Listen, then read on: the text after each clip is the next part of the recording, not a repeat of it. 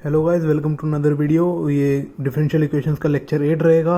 हम इस वीडियो में जो प्रीवियस जहाँ पर छोड़ा था वहीं से कंटिन्यू करेंगे। हमने प्रीवियस वीडियो में कॉम्प्लीमेंट्री फंक्शन निकालना सीख लिया था, तो हम इस वीडियो में पर्टिकुलर इंटीग्रल निकालना सीखना शुरू करेंगे।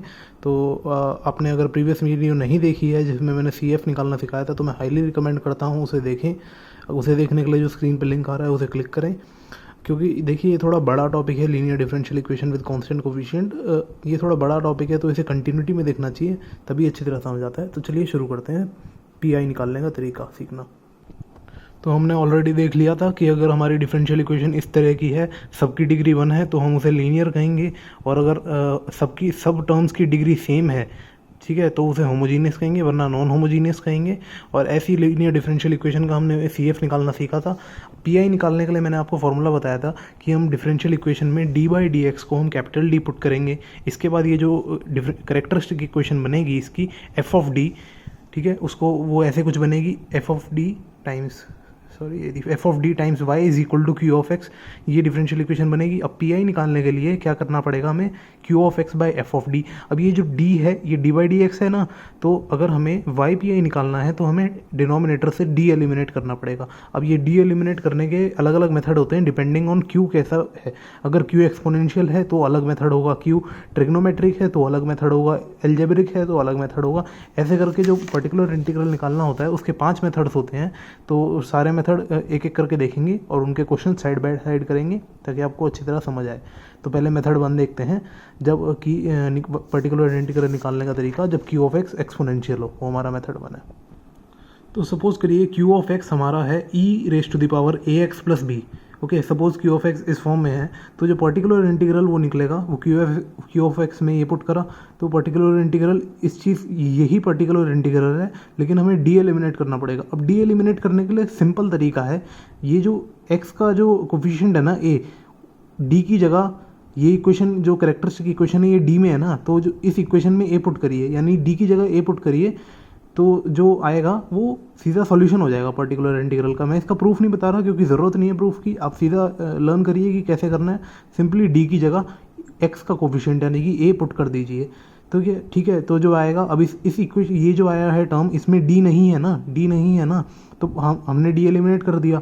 देयरफॉर ये जो आया है ये पर्टिकुलर इंटीग्रल का सॉल्यूशन है। लेकिन इस टर्म को पर्टिकुलर इंटीग्रल का सॉल्यूशन होने के लिए ये कंडीशन सेटिस्फाई करनी पड़ेगी, f(a) नॉट इक्वल टू 0, क्योंकि अगर f(a) 0 हो गया तो ये अनडिफाइंड हो जाएगा और वो तो हो नहीं सकता पर्टिकुलर इंटीग्रल। अगर अनडिफाइंड है तो मतलब हम कुछ गलत कर रहे हैं। तो अगर f(a) 0 हो जाए तो क्या करेंगे, इफ़ f(a) 0 तो हम क्या करेंगे, YPI को ये तो लिख नहीं सकते क्योंकि f(a) इज इक्वल टू 0 है, तो हम क्या करेंगे, जैसे ये इक्वेशन D में है ना, अब अब इस इक्वेशन में a पुट करने पर ये 0 हो रही है, तो इसका मतलब a जो है वो इसका सॉल्यूशन है, करेक्टरिस्टिक इक्वेशन का वो एक सॉल्यूशन है, यानी a जो है एक रूट है इस इक्वेशन की। तो अगर a रूट है तो हम क्या लिख सकते हैं, d-a लिख सकते हैं, क्योंकि d में इक्वेशन थी ना ये।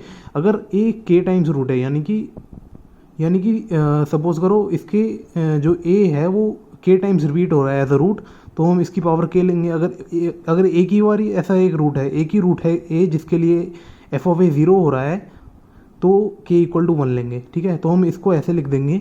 उसके बाद क्या करेंगे, हम सिंपली ये लिख देंगे, जो ये k है x raise to the power k upon k factorial e raise to the power ax plus b। Simply जो जिस वैल्यू के लिए 0 हो रहा था, जैसे a के लिए 0 हो रहा था तो उसको d-a raise to the power जितनी बार में इसमें फैक्टर आ रहा था, जैसे कुछ भी हमारे पास इक्वेशन होगी, मान लो डी स्क्वेयर प्लस मान लो अल्फ़ा x प्लस बीटा, ठीक है, मान लो कुछ भी इक्वेशन है, मान लो इसके फैक्टर हमने लिखे d-अल्फ़ा d-बीटा, ठीक है। ऐसी एक मान लो एक और फैक्टर आ गया d-अल्फ़ा, सपोज करो क्यूबिक इक्वेशन है। तो जैसे मान लो ये अल्फ़ा जो है ये a है, अब अगर ये जो अल्फ़ा है ये 2 बार रिपीट हो रहा है ना, तो यहाँ पर k की वैल्यू 2 हो जाएगी। तो ऐसे है, मतलब जितनी बार भी रूट रिपीट हो रहे हैं उस हिसाब से k डालना है। तो एक क्वेश्चन देखते हैं ताकि आपको और अच्छी तरह समझ आए, टाइप 1, जब q(x) एक्सपोनेंशियल है। तो ये हमारा क्वेश्चन है, d²y/dx² minus dy/dx is equal to 2e raise to the power x। तो सबसे पहले हम देखेंगे कि ये LD ही है कि नहीं। अब देखिए इस टर्म की डिग्री भी 1 है, इस टर्म की डिग्री भी 1 है, इस टर्म की डिग्री तो 0 है, क्योंकि इसमें डिपेंडेंट वेरिएबल यानी कि y नहीं है और डेरिवेटिव के टर्म्स में नहीं है।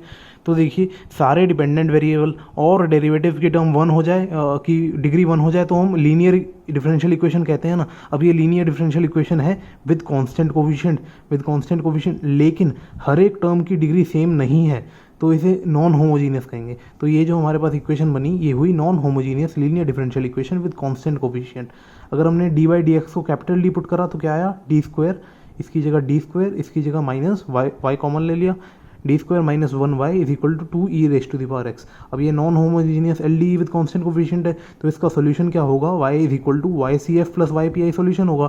अब वाई सी एफ निकालने के लिए हम क्या करेंगे, क्यू ऑफ एक्स को 0 पुट कर देंगे और जो कैरेक्टरिस्टिक इक्वेशन यानी कि ये आएगी इसके रूट्स निकालेंगे और उस हिसाब से वाई सी एफ लिखेंगे। अब वाई सी एफ के लिए हमने एफ ऑफ एम डी की जगह एम पुट करा, इक्वल टू 0 करा, तो M square minus 1 is equal to 0, तो एम क्या हो गया प्लस माइनस 1। तो रियल एंड डिस्टिंक्ट रूट्स है ना। अब जब भी रियल एंड डिस्टिंक्ट रूट्स होते हैं तो वाई सी एफ लिखने का फॉर्मूला हमने पढ़ा हुआ है। तो वाई सी एफ क्या हो गया, c1 E raise to the power X plus c2 E raise to the power minus X. Okay, अब वाई सी एफ आ गया, अब वाई पी आई निकालेंगे। अब देखिए वाई पी आई के लिए क्यू ऑफ एक्स क्या है, एक्सपोनेंशियल के फॉर्म में है ना, अभी हमने पढ़ा एक्सपोनेंशियल का फॉर्मूला, तो एकदम वैसे ही करेंगे। वाई पी आई क्या होता है, Q of x by F of D. Okay, Q of x की वैल्यू क्या है, 2 ई raise to the power x, और एफ ऑफ डी क्या है, डी स्क्वायर माइनस 1। तो सिंपली हमने डी स्क्वायर माइनस 1 को फैक्टर्स में लिख लिया, D minus 1 D plus 1। Okay, अब देखिए यहाँ पर ए एक्स प्लस बी है, ए एक्स प्लस बी के लिए ए क्या हो गया, इज इक्वल टू 1 हो गया ना, क्योंकि e raise to the power x है, तो ए क्या हो गया 1 हो गया। अब हमने अगर एफ ऑफ डी में एफ ऑफ डी में ए पुट करा, ए क्या है 1, हमने पुट करके देखा, replace D by 1, the denominator is 0 हो गया, ये टर्म 0 हो गई, एफ ऑफ डी 0 हो गई। अब 0 हो जाती है तो हम डायरेक्टली नहीं यूज़ कर सकते ना हमारा वाई पी आई का फॉर्मूला। तो क्या करेंगे हम, जहाँ भी 0 हो रही है वहाँ पर 1, ये पॉइंट मैं आपको बताना भूल गया था। ओके, ये जब करते हैं ना, यहाँ से यहाँ ले जाते हैं ना, तो क्या करेंगे, जिस टर्म में ये 0 हो रही होगी ना, उसके अलावा सारे टर्म्स को में ए की वैल्यू डाल देंगे। ओके, तो मैं इसको क्वेश्चन के थ्रू बताता हूँ। जैसे यहाँ पर इस टर्म में 0 हो रही है, इस टर्म में 0 नहीं हो रही, तो जिस टर्म में 0 हो रही है बस उसमें नहीं डालेंगे और बाकी सब में डालेंगे। तो हमारे पास ये आ गया 1 प्लस 1, तो ये 2 से 2 कटा, तो e raise to the power x upon D minus 1 की पावर 1 आ गया। अब e raise to the power a x plus B upon D minus a की पावर के का सोल्यूशन क्या होता है, x raise to the power k upon k factorial times Q of x. तो यहाँ पर क्यू ऑफ एक्स 1 है, के 1 है, तो ये आ गया, तो ये वाई पी आई हो गया। तो वाई पी आई की वैल्यू क्या होगी, X E raise to the power X. अब वाई सी एफ भी है हमारे पास, वाई पी आई भी है, तो हम वाई लिख सकते हैं ना, तो हमने वाई लिख दिया, y is equal to c1 E raise to the power x। अब देखिए ये जो वाई पी आई आया, इसमें कोई कांस्टेंट नहीं आया ना, तो ये डायरेक्टली सॉल्यूशन है इस लीनियर डिफरेंशियल इक्वेशन का। अगर आप इसको इसमें पुट करेंगे तो ये सेटिस्फाई करेगा। ओके, ये वाई पी आई जो होता है वो जनरल सॉल्यूशन, पर्टिकुलर सॉल्यूशन होता है, जब इसे पर्टिकुलर इंटीग्रल कहते हैं, ये जनरल सॉल्यूशन होता है। और इन दोनों को कंबाइन करके पूरी डिफरेंशियल इक्वेशन का जनरल सॉल्यूशन आ जाता है। ये होमोजीनियस इक्वेशन का जनरल सॉल्यूशन होता है, और कंबाइन करके जो नॉन होमोजीनियस यानी कि जो क्वेश्चन में दी है उसका आ जाता है। तो हमने दोनों को ऐड करा, तो क्या है, c1 E raise to the power X plus c2 E raise to the power minus X plus X E X. Okay, अब हमने बाउंड्री कंडीशंस भी दी हैं, y of 0 is equal to y dash 0 और 0। ठीक है, ये दी है, तो बाउंड्री कंडीशन से हम c1 c2 निकालेंगे। तो y ऑफ 0 पुट करा, तो क्या है, ये टर्म 1 हो गई, ये भी टर्म 1 हो गई, और ये टर्म तो 0 ही हो गई, तो c1 प्लस c2 0 आ गया, यानी कि c1 is equal to minus c2 हो गया। अब y डैश हमने निकाला, तो क्या आया, c1 E raise to the power X plus c2 minus c2 E raise to the power X plus E X X plus 1। Okay, अब इसमें फिर से 0 पुट करा, तो ये तो c1 माइनस c2 हो गया, ये क्या हो गया, ये 1 हो गया, तो c1 माइनस c2 क्या हो गया, 1 हो गया। अब c1 equal to minus c2 है, तो दोनों को सॉल्व करा, तो क्या आ गया, c1 is equal to minus 1/2, c2 is equal to 1/2। अब ये जो आया इसको इसमें पुट कर दिया, हमारे पास जनरल सोल्यूशन आ जाएगा। तो y का जनरल सोल्यूशन क्या हुआ, minus half E raise to the power X plus half E raise to the power minus X plus E X X E X. तो ये हमारे पास हो गया टाइप 1 का सोल्यूशन। आई होप आपको समझ आया हो। अब हम अगले टाइप पे चलेंगे, जिसमें जो क्यू ऑफ एक्स है वो ट्रिग्नोमेट्रिक होता है। टाइप 2 में जाने से पहले मैं एक छोटी सी समरी देना चाहूँगा। ये जो फर्स्ट मेथड की है, जो रिप्लेस नहीं हो रहा था, ठीक है, जैसे जो रिप्लेस करने पे 0 आ रहा था उसमें हम फार्मूला यूज़ कर लेंगे, ये वाला, ठीक है, ये वाला फार्मूला यूज़ कर लेंगे, और जो रिप्लेस हो रहा है उसे रिप्लेस कर देंगे, ठीक है। जो भी रिप्लेस हो रहा है उसे रिप्लेस करते जाइए, और जो रिप्लेस नहीं हो पा रहा है ज़ीरो होने की वजह से उस पर फॉर्मूला यूज़ करते जाइए। तो ये टाइप 1 हो गया। टाइप 2 देखते हैं। तो टाइप 2 जो है वो ट्रिग्नोमेट्रिक, क्यू ऑफ एक्स अगर ट्रिग्नोमेट्रिक हो, सपोज क्यू ऑफ एक्स है cos of A x plus b, okay, तो Y P I is will be given by Q of x by F of D. F of D होती है हमारी characteristic equation. अब Q of x है ये term, तो ये F of D को हमने एफ ऑफ डी स्क्वायर लिख दिया। इसका मतलब ये नहीं कि डी को डी स्क्वायर से रिप्लेस करना है, इसका मतलब सिर्फ ये है कि हमें डी स्क्वायर के टर्म्स में फोकस करना है, ठीक है। तो मान लो हम डी स्क्वायर के टर्म्स से फोकस कर रहे हैं, इसका सिंपली मतलब ये है, और सिर्फ लिखने के लिए है, ये फॉर्मूला नहीं है कोई। तो cos of A x plus B है। अब जो भी डी स्क्वायर के टर्म्स हैं उनको माइनस ऑफ ए स्क्वायर से रिप्लेस करेंगे। माइनस ऑफ ए स्क्वायर है, माइनस स्क्वायर के बाहर है, ठीक है, याद रखिए माइनस स्क्वायर के बाहर है। तो जो भी डी स्क्वायर के टर्म्स में उनको माइनस ए स्क्वायर से रिप्लेस करेंगे। जो डी के टर्म्स में उनको कुछ नहीं करेंगे, ठीक है, उनको बाद में रैशनलाइज करके डी स्क्वायर उसमें लाएंगे, ठीक है, फिर उससे रिप्लेस करेंगे, लेकिन डी स्क्वायर के टर्म्स को ही रिप्लेस करेंगे सिर्फ। अब ये रिप्लेस करने के बाद डिनोमिनेटर ज़ीरो नहीं होना चाहिए। अगर ज़ीरो हो जाए तो हम ये वाला मेथड फॉलो करेंगे। ज़ीरो होने पे हम क्या करेंगे, ज़ीरो कब होगा ये, ज़ीरो जब हो सकता है ना जब कोई डी स्क्वायर प्लस ए स्क्वायर का टर्म हो, क्योंकि जब हम डी स्क्वायर को माइनस ए स्क्वायर से रिप्लेस कर रहे हैं तो ज़ीरो तभी होगा ना जब कोई डी स्क्वायर प्लस ए स्क्वायर का टर्म हो। तो जब भी ऐसा कोई टर्म हो, ये डिनोमिनेटर ज़ीरो हो रहा हो, तो हम क्या करेंगे, सिंपली ये फॉर्मूला यूज़ कर लेंगे, इसको इसमें कन्वर्ट कर देंगे।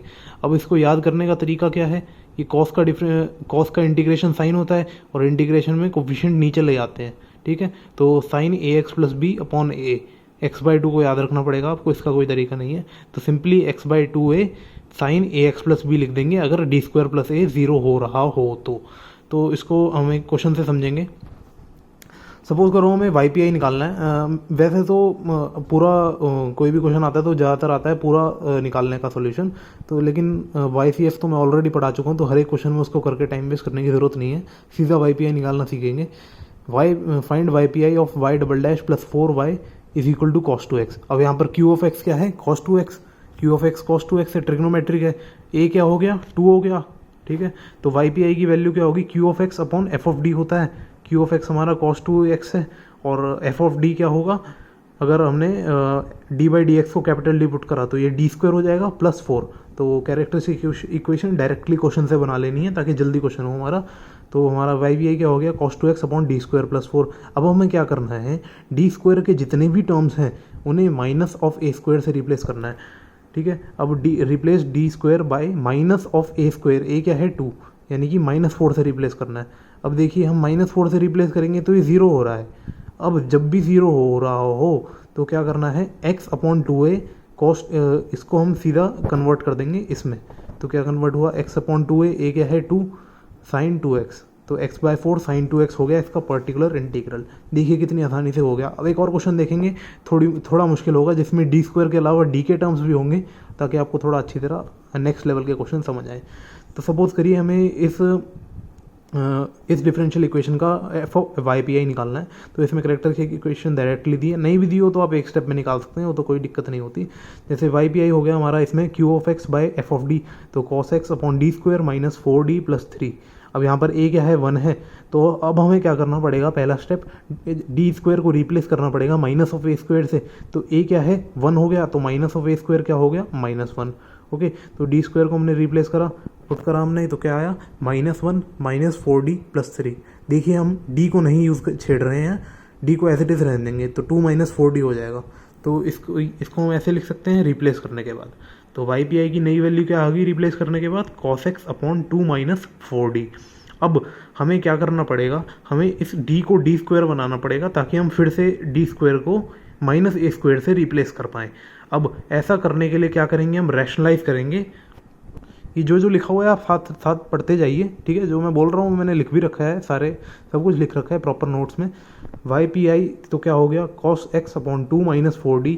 अब रैशनलाइज कर रहे हैं तो 2 plus 4d upon 2 plus 4d से मल्टीप्लाई करा। अब क्या हो गया, 2 plus 4d times cos x upon 2 का स्क्वायर माइनस 4d का स्क्वायर, तो 4 माइनस 16d स्क्वायर।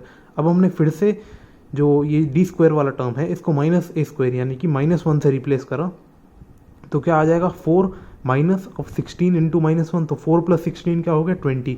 तो ये क्या हो जाएगा, 2 plus 4d upon into cos अरे 2+4d into cos x upon 20, ठीक है, ये हो गया हमारा वाई पर्टिकुलर इंटीग्रल। अब एक डी का टर्म बचा है ना, इसे एलिमिनेट करना है। अब इसे एलिमिनेट करने के लिए क्या करेंगे, डी का मतलब क्या होता है, डी का मतलब simply D by D x होता है ना, तो हम सिंपली डिफ्रेंशिएट कर देंगे, मतलब ब्रैकेट खोलेंगे, मल्टीप्लाई करेंगे, देखते हैं कैसे करना है।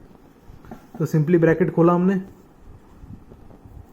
2 cos x plus 4 D cos x, D का मतलब क्या है, D by D x, okay.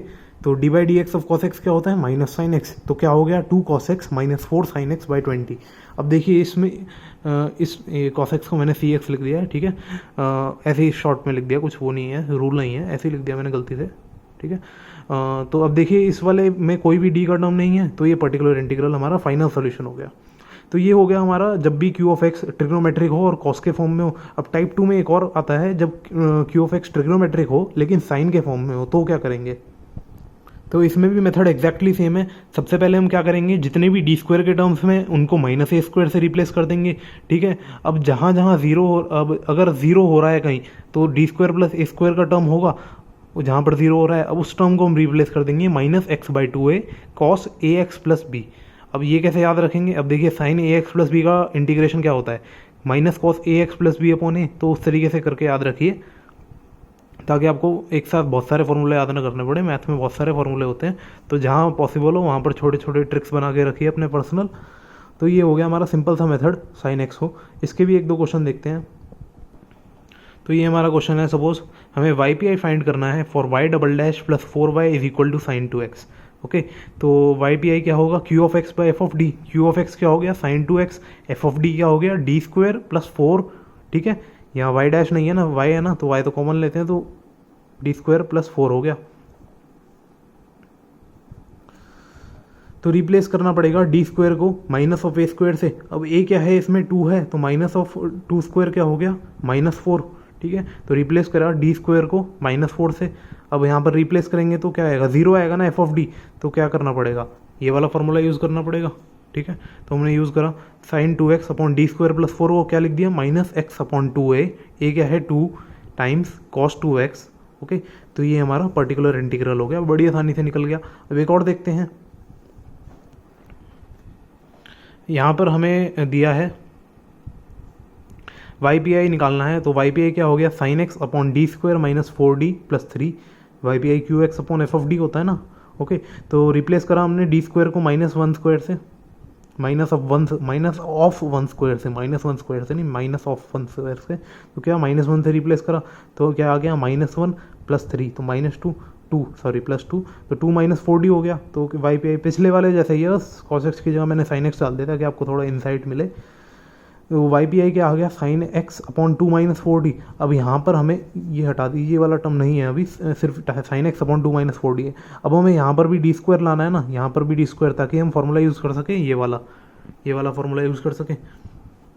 तो लाने के लिए हम रैशनलाइज करेंगे 2 plus 4d upon 2 plus 4d। तो क्या आया 2 plus 4d times sign X upon 4 minus 16 D square.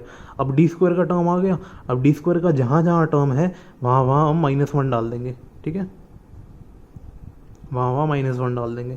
तो क्या आया वाई पी आई क्या आ गया 2 sine x plus 4 D sine x, D sine x क्या होगा कॉस एक्स, क्योंकि differentiation of sine x cos x है, अपॉन 20, ओके। तो वाई पी आई आ गया हमारा। तो ये हो गए हमारे 2 टाइप, बाकी के 3 टाइप अगली वीडियो में डिस्कस करेंगे। अगर आपको वो वीडियो देखनी है तो यहाँ पर क्लिक करिए, ओके। एंड उससे पहले सॉरी अभी रुक जाइए, पहले एक क्विज क्वेश्चन देख लीजिए, उसके बाद आप अगली वीडियो देखिएगा। तो ये हमारा क्वेश्चन है, इस डिफरेंशियल इक्वेशन का सॉल्यूशन निकालना है। आपको बाउंड्री कंडीशंस दी हैं। ये क्वेश्चन EAC 2018 में आया था, तो आपको 1 मिनट के अंदर करना पड़ता। अगर पेपर में आप करते तो 1 मिनट का टाइम है आपके पास, करिए। आपको सॉल्यूशन डिस्क्रिप्शन बॉक्स में मिल जाएगा। आपको कोई भी डाउट हो कमेंट में पूछिए, अपना आंसर कमेंट में बताइए।